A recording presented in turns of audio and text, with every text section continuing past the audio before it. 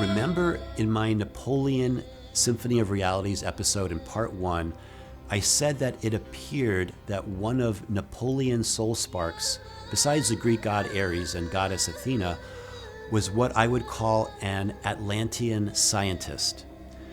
Remember Napoleon's SAVANT Army, which he took to Egypt? It was made up of 167 scientists, engineers, artists, geographers, historians, economists, architects, and scholars. Just recently, and after I created those Napoleon episodes, I was shocked to discover that it is said that Napoleon's primary goal of his Savant Army was to locate the legendary SERAPEUM of SAQQARA and the Avenue of the Sphinxes. I want to interject something here directly from Napoleon. The night before recording this presentation, I was in bed and falling asleep.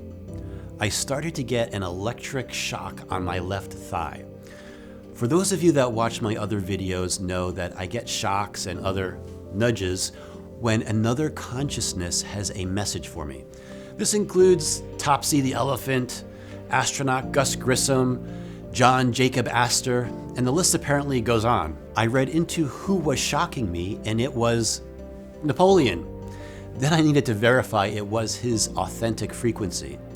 I was getting verification of Napoleon as authentic. He wanted me to be sure that I said the reason he was looking for the SERAPEUM. Believe it or not, before he could finish with the reason, I started to fall asleep, only to be woken up with a strong electric shock on my right thigh. I said, "Oh my God, Napoleon, you are so bossy." The bottom line is that he had heard about these legendary megalithic boxes and that they had the same power as the Ark of the Covenant. What does this Ark look like? There's a picture of it right here.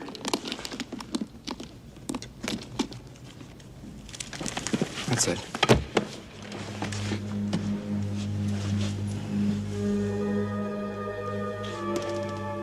Good God. Yes, that's just what the Hebrews thought. Now what's that supposed to be coming out of there?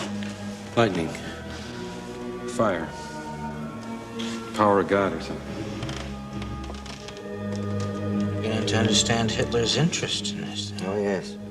The Bible speaks of the Ark leveling mountains and laying waste to entire regions.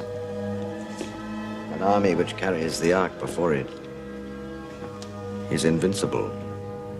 An army that carried a SERAPEUM could not be defeated. Little did he know that they weighed 100 tons and not easily movable.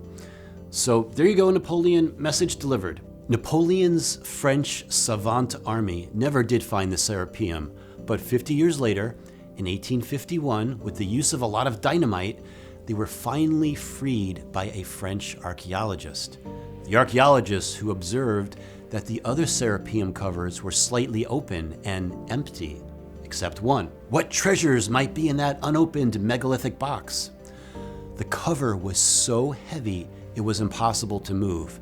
The only option was to use dynamite to see what was inside.